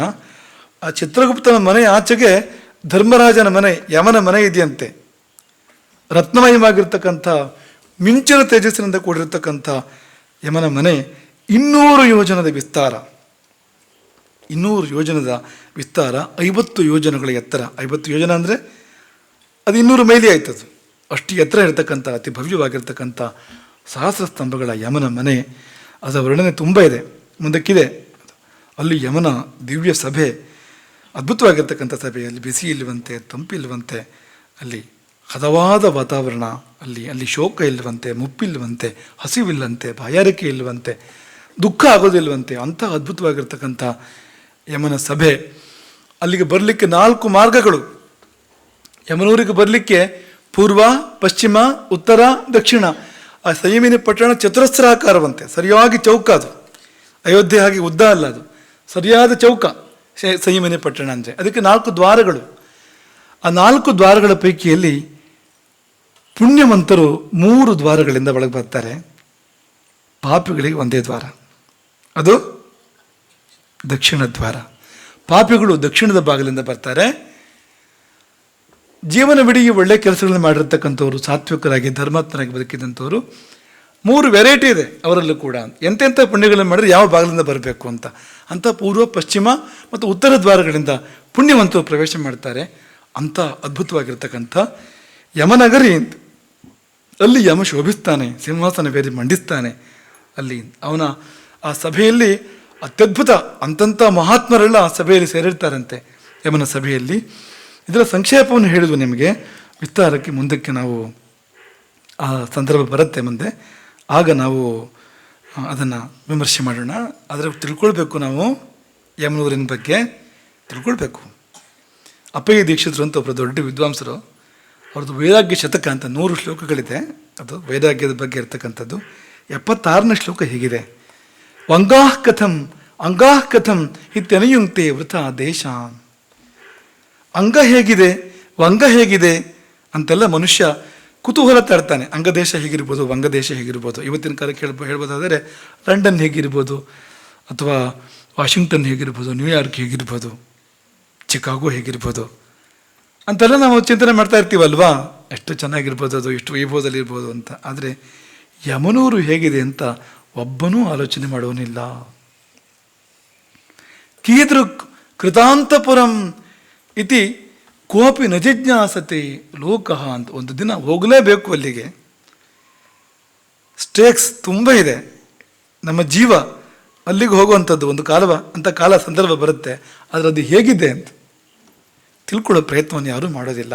ಮಾಡಬೇಕು. ಯಾಕೆಂದರೆ ತಿಳ್ಕೊಂಡಾಗ ನಮಗೆ ಇಲ್ಲಿ ಹೇಗಿರಬೇಕು ಅಂತ ಗೊತ್ತಾಗತ್ತೆ ಅಂತ. ಇಲ್ಲಿ ನಾವು ಎಂಥ ಕೆಲಸಗಳನ್ನು ಮಾಡಿದರೆ ಅಲ್ಲಿ ಮುಂದೆ ಒಳ್ಳೆಯದಾಗತ್ತೆ ನಮಗೆ ಅಂತ. ಅಲ್ಲಿ ನಮಗೆ ಪೂರ್ವ ದ್ವಾರ ಸಿಗಬೇಕು, ಪಶ್ಚಿಮ ದ್ವಾರ ಸಿಗಬೇಕು, ಉತ್ತರ ದ್ವಾರ ಸಿಗಬೇಕು ಅಂದರೆ ನಾವು ಇಲ್ಲಿ ಹೇಗಿರಬೇಕು, ಹೇಗೆ ಬದುಕಬೇಕು ಅಂತ ಗೊತ್ತಾಗಬೇಕಾದ್ರೆ ಯಮನೂರು ಹೇಗಿದೆ ಅಂತ ಗೊತ್ತಾಗಬೇಕು ನಮಗೆ. ಅದು ಗೊತ್ತಾದರೆ ಮಾತ್ರವೇ ಈಗ ಹೇಗೆ ಬದುಕಬೇಕು ಅಂತ ಗೊತ್ತಾಗತ್ತೆ. ಹಾಗಾಗಿ ಕೀದ್ರ ಕೃತಾಂತಪುರ ಮಿತಿ ನ ಕೋಪ ಜಿಜ್ಞಾಸತೆ ಲೋಕಃ. ಯಾರಿಗೂ ಯೋಚನೆ ಇಲ್ವಲ್ಲ ಅಂತ ಬೇಜಾರು ಮಾಡ್ಕೋತಾರೆ ಅಪ್ಪಯ್ಯ ದೀಕ್ಷಿತರು. ಇಂಥ ಯಮನೂರನ್ನು ಪ್ರವೇಶ ಮಾಡ್ತಾನೆ ನಚಿಕೇತ.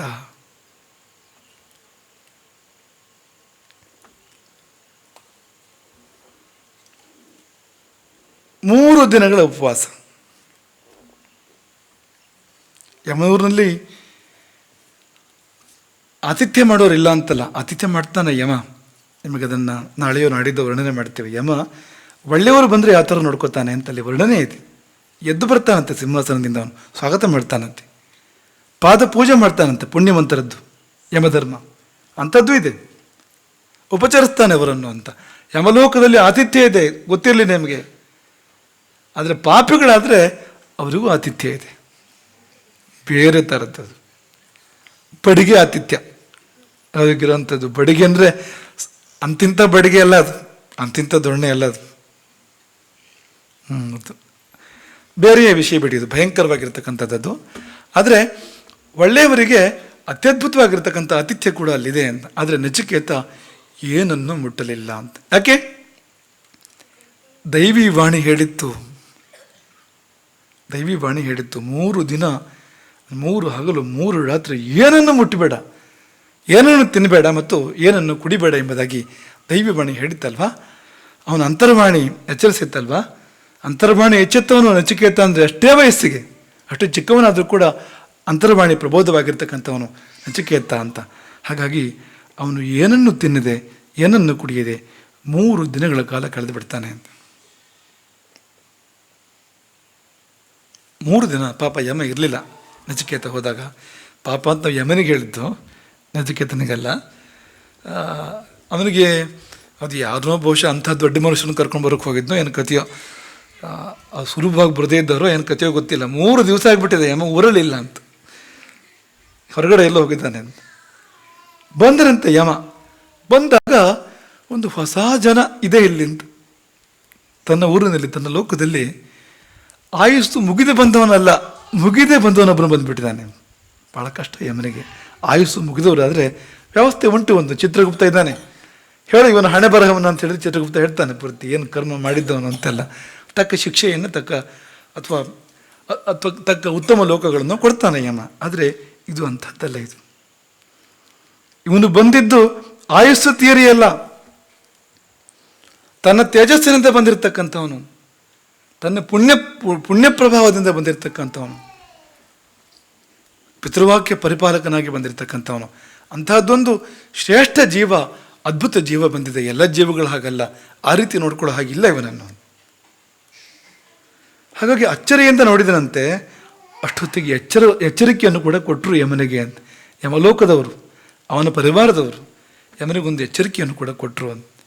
ಏನು ಎಚ್ಚರಿಕೆ ಅಂದರೆ, ಮನೆಗೆ ಬರುವ ಅತಿಥಿ ಅವನು ವೈಶ್ವಾನರ, ಅಗ್ನಿದೇವ, ಅವನನ್ನು ಶಾಂತ ಮಾಡಬೇಕಾಗತ್ತೆ. ಅತಿಥಿ ಬಂದರೆ ಅಗ್ನಿ ಬಂದ ಅಂತ ಭಾವಿಸು, ಅಗ್ನಿಯನ್ನು ಶಾಂತ ಮಾಡು. ನಾವು ಬಂದ ಕೂಡಲಕ್ಕೆ ಏನು ಕೇಳ್ತೇವೆ? ನಾವು ಕೈಕಾಲಿಗೆ ನೀರು ಕೊಡ್ತೇವಲ್ವ ಬಂದ ಕೂಡಲೇ, ಆಮೇಲೆ ಪಾನೀಯವನ್ನು ಕೊಡ್ತೇವಲ್ವಾ, ಬೆಲ್ಲ ನೀರು, ಮಜ್ಜಿಗೆನೋ ಮತ್ತೊಂದು ಪಾನೀಯವನ್ನು ಕೊಡ್ತೇವಲ್ವಾ. ಆಮೇಲೆ ಅವನು ಒಳಗಿನ ವೈಶ್ವಾನರ, ಹೊಟ್ಟೆ ವೈಶ್ವಾನರ, ಜಠರಾಗ್ನಿ ಇದೆಯಲ್ಲ, ಅದನ್ನು ಕೂಡ ಸಮಾಧಾನ ಮಾಡುವಂಥದ್ದನ್ನು ಕೊಡ್ತೇವಲ್ವ. ಯಾಕೆ ಗೊತ್ತಾ? ಇಲ್ಲದಿದ್ದರೆ ಅವನು ನಮ್ಮನ್ನು ಸುಡ್ತಾನೆ. ವೈಶ್ವಾನರ ಪ್ರವಿಶತಿ ಅತಿಥಿ ಬ್ರಾಹ್ಮಣೋ ಗೃಹಾನ್. ಅದರಲ್ಲಿ ಕೂಡ ಅವನು ವಿಪ್ರೋತ್ತಮನಾದರೆ, ಅವನು ವೇದ ಸಂಪನ್ನನಾದರೆ, ವೇದಾಧ್ಯಯನ ಸಂಪನ್ನನಾದ್ರಂತೂ ಅವನು ವೈಶ್ವಾನರಲ್ಲಿ ಕೂಡ ಅದಕ್ಕಿಂತ ಮೇಲ್ತರಗತಿ, ಅದಕ್ಕಿಂತ ಉತ್ಕೃಷ್ಟವಾಗಿರುವಂಥದ್ದು ಅಂತ. ಹಾಗಾಗಿ ಬಂದವನು ವೈಶ್ವಾನರ. ತಣಿಸುವ ಯಾವ ಕಾರ್ಯವೂ ಕೂಡ ಆಗಲಿಲ್ಲ 3 ದಿನವೂ ಕೂಡ. ತಸ್ಸೈತಾಂ ಶಾಂತಿಂ ಕುರುವಂತಿ ಹರ ವೈವಸ್ವತೋದಕಂ. ವೈವಸ್ವತನೇ ನೀರುತ್ತಾ, ಕ್ಷಿಪ್ರವಾಗಿ ನೀರುತ್ತಾ, ಯಾಕೆಂದರೆ ಅದು ಅಗ್ನಿ, ಅದು ಪ್ರಜ್ವಲಿಸಿಬಿಟ್ಟಿದೆ. 3 ದಿನದಿಂದ ಏನು ಸಿಕ್ಕಿಲ್ವಲ್ಲ ಅದಕ್ಕೆ, ಅಗ್ನಿಗೆ. ಹಾಗಾಗಿ ಪ್ರಜ್ವಲಿಸಿ ಉರಿತಾ ಇದೆ. ಅದು ಏನೇನು ಸುಡ್ತದೋ ಗೊತ್ತಿಲ್ಲ ಅಂತ.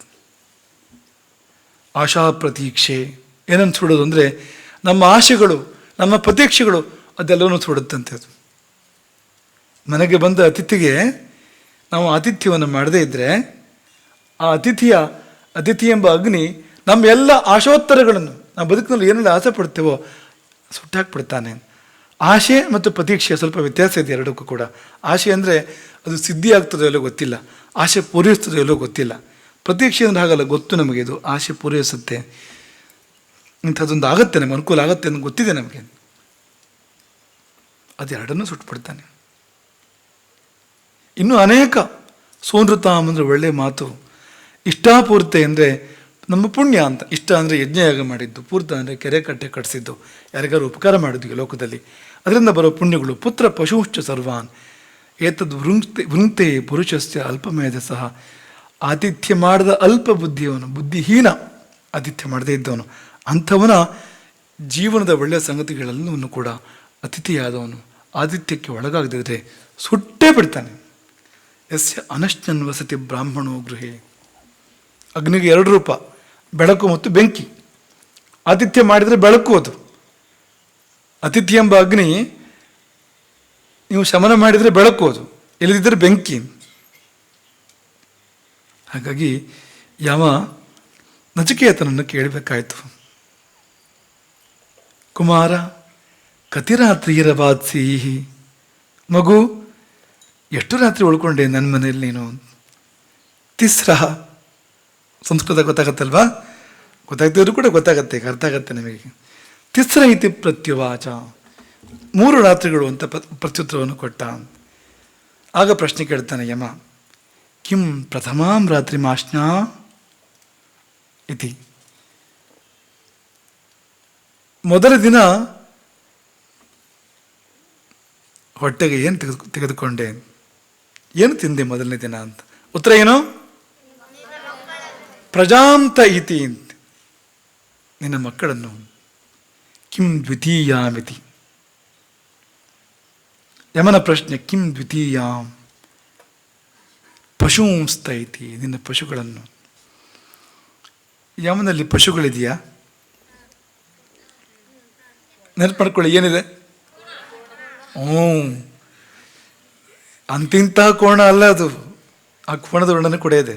ಕೋಣ ಹೇಗಿದೆ ಅಂತ ಅದು ಮುಂದೆ ಮಾಡೋಣ, ಯಾವಾಗಲೂ ಮುಂದಿನ ಇದೆ ಪ್ರವಚನದ ಮುಂದುವರೆದ ಭಾಗದಲ್ಲಿ ಅದನ್ನು ಪರಿಗ್ರಹ ಮಾಡೋಣ.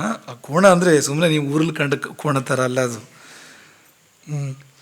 ಕೆಸರಲ್ಲಿ ಹೋಗಿ ಮಲ್ಕೊಳ್ಳುತ್ತಲ್ಲ ಆ ಥರ ಅಲ್ಲ ಅದು, ಅಥವಾ ಕಾಡು ಕೋಣ ಥರ ಕೂಡ ಅಲ್ಲ ಅದು. ಅದೊಂದು ದಿವ್ಯವಾದ ಮಹಿಷ, ಅದು ಅದ್ಭುತವಾಗಿರುವಂಥದ್ದು ಅದು. ಹಾಗಾಗಿ ಪಶು ಇದೆ ಅಲ್ಲೂ ಕೂಡ ಅಂತ. ಕಿಂ ದ್ವಿತೀಯಾಮಿತಿ ಪಶುಂಸ್ತ ಇತಿ,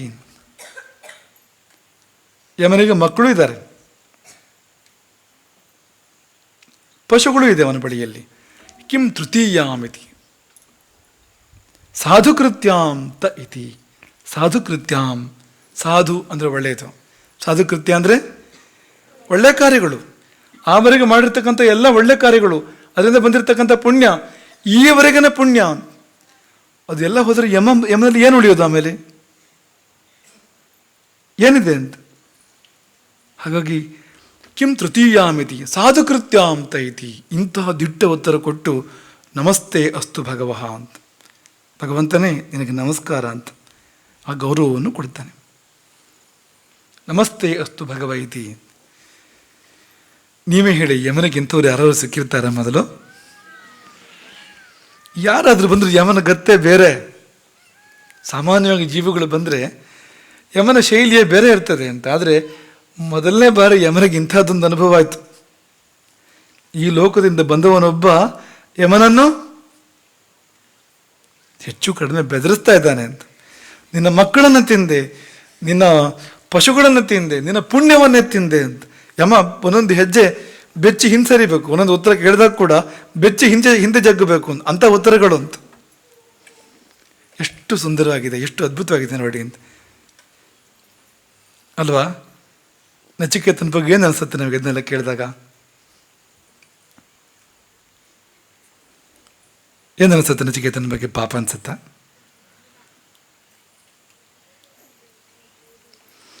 ನಚಿಕೇತ ಸ್ಫೂರ್ತಿ ಅಂತ, ನಮಗೆಲ್ಲ ಪ್ರೇರಣೆ ಅಂತ ಅಲ್ವಾ? ಯಮನೂರಿಗೆ ಹೋಗಿ ಯಮನಿಗೆ ನಚಿಕೇತ ಕೊಟ್ಟ ಉತ್ತರಗಳು. ಹಾಗೆ ತತ್ವ ಕೂಡ ನೀವು ಗಮನಿಸಬೇಕು. ಯಾರಾದರೂ ನಮ್ಮ ಬಳಿ ಬಂದರೆ ನಾವು ಅವರನ್ನು ಬರಿಗೈಯಲ್ಲಿ ಕಳುಹಿಸಬಾರದು. ನಮ್ಮ ಮನೆಗೆ ಯಾರಾದರೂ ಬಂದರೆ, ಅತಿಥಿ ಅಂದರೆ ಏನು? ತಿಥಿ ವಾರ ನಕ್ಷತ್ರ ನೋಡದೆ ಬರೋನು ಅಂದರೆ ಅವನೇನು ಮೊದಲೇ ಬರ್ತೇನೆ ಅಂತೇಳಿ ಬರೋನಲ್ಲ, ಅವನು ಗೊತ್ತಿರೋನಲ್ಲ, ಪರಿಚಯದನಾಗಿರ್ಬೇಕು ಅಂತಿಲ್ಲ. ಯಾರೋ ಬರ್ತಾರೆ ಅಂತ, ಅಕಸ್ಮಾತ್ತಾಗಿ ಬರ್ತಾರೆ ಅಂತ, ನಮಗೇನು ಪ್ರತಿಫಲ ನಿರೀಕ್ಷೆ ಇಲ್ಲ, ಏನೂ ಸಂಬಂಧ ಇಲ್ಲ. ಅಂಥವ್ರು ಬಂದಾಗ ಕೂಡ ನಾವು ಎಷ್ಟು ಚೆನ್ನಾಗಿ ಅವರನ್ನು ನೋಡ್ಕೋಬೇಕು ಅಂತ, ಅವ್ರನ್ನ ಉಪಚರಿಸ್ಬೇಕು ಅಂತ. ಮನೆಗೆ ಬಂದವನು ಭಗವಂತ, ನೆನ್ಪಿಟ್ಕೊಳ್ಳಿ ಇದನ್ನು, ಬಂದವನು ಭಗವಂತ, ಮನೆಗೆ ಬಂದವನು ಭಗವಂತ. ಅವನನ್ನು ಉಪಚರಿಸಿದರೆ ಬಹುದೊಡ್ಡ ಪುಣ್ಯ, ಅಪಚಾರಗೈದರೆ ಮಹಾಪಾಪ, ಅದು ಅತಿ ದೋಷ. ಹಾಗಾಗಿ ಮನೆಗೆ ಅವರು ಬಂದಿರ್ತಾರೆ, ನಾವು ಬಾಗಿಲೇ ತೆಗೆಯೋಲ್ಲ, ಹೀಗೆಲ್ಲ ಆಗತ್ತಲ್ವಾ? ನಾವು ಟಿ ವಿ ನೋಡ್ತಾ ಇರ್ತೀವಿ, ಅವ್ರ ಪಾಪ ಬಂದು ಕೂತ್ಕೊಂಡಿರ್ತಾರೆ ಅವ್ರ ಪಾಡಿಗೆ, ಅವರು ಏನೂ ಕೇಳಲ್ಲ. ದೂರದಿಂದ ಬಂದ್ರ, ಬಳಲಿಕೆ ಆಯಿತಾ, ಬಾಯಾರಿಕೆ ಆಯಿತಾ, ಏನು ಕುಡಿತೀರಿ, ಏನೂ ಕೇಳಲ್ಲ. ಇದೆಲ್ಲ ರಾಕ್ಷಸರ ಸಂಸ್ಕೃತಿ, ನಮ್ಮ ಸಂಸ್ಕೃತಿ ಅಲ್ಲ. ನಮ್ಮ ಸಂಸ್ಕೃತಿ ಹೇಗೆ ಅಂದರೆ ಅಷ್ಟು ಪ್ರೀತಿಯಿಂದ ಉಪಚಾರ ಮಾಡಬೇಕು. ಮನೆಗೆ ಯಾರೇ ಬಂದರೂ ಕೂಡ ಅಷ್ಟು ಪ್ರೀತಿಯಿಂದ ಉಪಚಾರ ಮಾಡಬೇಕು. ಪುಣ್ಯ ತುಂಬ ದೊಡ್ಡದಿದೆ ಅದರಿಂದ ಬರುವಂಥದ್ದು. ಹಾಗಾಗಿ ಈ ಆತಿಥ್ಯದ ತತ್ವವನ್ನು ಕೂಡ ನಾವು ಹೃದಯದಲ್ಲಿ ಧಾರಣೆ ಮಾಡಬೇಕು. ಹಾಗಾಗಿ ಇಷ್ಟು ಸಂದರ್ಭ ಯಮನ ಮುಂದೆ ಸವಾಲಿದೆ. ಈಗ ನಚಿಕೇತನನ್ನು ಶಾಂತ ಮಾಡಬೇಕು, ನಚಿಕೇತ ಅಗ್ನಿಯನ್ನು ಶಾಂತ ಮಾಡಬೇಕು. ಹಾಗಾಗಿ ಏನಾದರೂ ಯಮನೇ ಕೊಡುವಂಥ ಪರಿಸ್ಥಿತಿ ಇದೆ ನಚಿಕೇತನಿಗೆ. ಸಂದರ್ಭ ಹೇಗೆ ಬಂದಿದೆ ಅಂದರೆ, ಸಾಮಾನ್ಯವಾಗಿ ಯಮ ಹೀಗೆ, ಹೋದವರು ಹೀಗೆ ಇರ್ತದಲ್ವಾ, ಅಷ್ಟೇ ಹತ್ತಿರದಲ್ಲಿ ಯಮ, ಹೋದವರು ಭಾಳ ಕೆಳಗೆಲ್ಲ ಇರ್ತಾರೆ ಅಂತ. ಆದರೆ ನಚಿಕೇತನ ಒಂದು ಸ್ಥಿತಿ ಹೇಗಿದೆ ಅಂದರೆ, ಯಮನೇ ಹೀಗೆ ನೋಡುವಂಥ ಪರಿಸ್ಥಿತಿ ಇದೆ ಅಂತ. ಏನು ಬೇಕು ನಮಗೆ ಅಂತ ಕೇಳುವಂಥ ಪರಿಸ್ಥಿತಿ ಬಂದುಬಿಟ್ಟಿದೆ ಅಂತ. ಏನು ಕೊಟ್ಟರೆ ಸಮಾಧಾನ ಆಗ್ಬೋದು ನಿಮಗೆ ಅಂತ ಕೇಳುವಂಥ ಸಂದರ್ಭ ಇದೆ ಅಂತ. ಹಾಗಾಗಿ ಇಂತಹದ್ದೊಂದು ಅದ್ಭುತ ಸನ್ನಿವೇಶ ಒಂದು ಅಲ್ಲಿ ಸೃಷ್ಟಿಯಾಯಿತು. ಅದರ ಫಲವಾಗಿ ಅತ್ಯದ್ಭುತವಾದ ಒಂದು ಜ್ಞಾನ ಭಂಡಾರದ ಅನಾವರಣ ಕೂಡ ಆಯಿತು. ಅದನ್ನು ನಾಳೆಯ ಪ್ರವಚನದಲ್ಲಿ ಅವಲೋಕನ ಮಾಡೋಣ. 3 ಹಗಲು 3 ರಾತ್ರಿ ಉಪವಾಸ ಇದ್ದಿದ್ದಕ್ಕೆ ಏನು ಪ್ರಾಯಶ್ಚಿತ್ತ, ಹೇಗೆ ಯಮ ಅದನ್ನು ಶಮನ ಮಾಡಿಕೊಂಡ, ನಚಿಕೇತ ಹೇಗೆ ಬಳಸ್ಕೊಂಡ ಅನ್ನೋದನ್ನು ನಾಳೆಯ ಪ್ರವಚನದಲ್ಲಿ ಅವಲೋಕನ ಮಾಡೋಣ. ಇದೆಲ್ಲವನ್ನೂ ಚೆನ್ನಾಗಿ ಮನಸ್ಸಲ್ಲಿ ಧಾರಣೆ ಮಾಡಿ. ಯಾಕೆಂದರೆ ಒಂದಲ್ಲ ಒಂದು ದಿನ ನಮಗಿದು ಬೇಕಾಗತ್ತೆ. ನಮ್ಮ ಜೀವನದಲ್ಲಿ ಒಂದಲ್ಲ ಒಂದು ದಿನ ಬೇಕಾಗುತ್ತೆ ಅನ್ನೋದು ಹೇಗೂ ಆಯಿತು, ಜೀವನದಲ್ಲಿ ಪ್ರತಿದಿನ ಬೇಕಾಗತ್ತೆ. ಆದರೆ ಜೀವನ ಮುಗಿದು ಹೋಗುವಾಗ ಅವಶ್ಯವಾಗಿ ಬೇಕಾಗತ್ತೆ. ಇಲ್ಲಿ ಏನು ಸಂದೇಶ ನಮಗೆ ಸಿಗುತ್ತೋ, ಏನು ಉಪದೇಶ ನಮಗೆ ಸಿಗುತ್ತೋ, ಜೀವನದ ಅತ್ಯಂತ ದುರ್ಬಲ ಪರಿಸ್ಥಿತಿಯಲ್ಲಿ, ಅತ್ಯಂತ ವಿಕಟ ಪರಿಸ್ಥಿತಿಯಲ್ಲಿ ಯಾರೂ ಸಹಾಯಕ್ಕೆ ಬರೋಕ್ಕೆ ಸಾಧ್ಯ ಇಲ್ಲ. ಅಂತಹದ್ದೊಂದು ಅತಿ ದಾರುಣ ಪರಿಸ್ಥಿತಿಯಲ್ಲಿ ನಮ್ಮ ಸಹಾಯಕ್ಕೆ ಬರುತ್ತೆ ಇದು, ಇಲ್ಲಿ ಸಿಗುವಂಥ ಒಂದು ಜ್ಞಾನ ಅಂತ. ಹಾಗಾಗಿ ಮೈಯೆಲ್ಲ ಕಿವಿಯಾಗಿ ಕೇಳಬೇಕು, ಹೃದಯದ ಆಳಕ್ಕೆ ಇದನ್ನು ಇಳಿಸ್ಕೊಳ್ಬೇಕು, ಜೀವನದಲ್ಲಿ ಅಳವಡಿಸ್ಕೊಳ್ಬೇಕು. ನಾಳೆ ಮುಂದುವರಿಸೋಣ ನಚಿಕೇತನ ಕಥಾನಕದ ಮುಂದಿನ ಭಾಗವನ್ನು. ಹರೇ ರಾಮ. ಜೀವ ಹೊರೆಯೇನಲ್ಲ ಬಿಸುಡೆನುವುದೇ ಕದನು, ಸಾವು ನಷ್ಟವೂ ಮಲ್ಲ ಸಾಯೆ ಭಯವೇಕೆ. ಜೀವ ಹೊರೆಯೇನಲ್ಲ ಬಿಸುಡೆನುವುದೇ ಕದನು, ಸಾವು ನಷ್ಟವೂ ಮಲ್ಲ ಸಾಯೆ ಭಯವೇಕೆ. ಜೀವಕುಂ ಸಾವಿಗಂ ಸಮಸಿದ್ಧನಾದವನೇ ಕೋವಿದನು ತತ್ವದಲ್ಲಿ ಮರುಳ ಮುನಿಯ. ಜೀವಕಂ ಸಾವಿಗಂ ಸಮಸಿದ್ಧನಾದವನೇ ಕೋವಿದನು ತತ್ವದಲ್ಲಿ ಮರುಳ ಮುನಿಯ. ಕೋವಿದನು ತತ್ವದಲ್ಲಿ ಮರುಳ ಮುನಿಯ.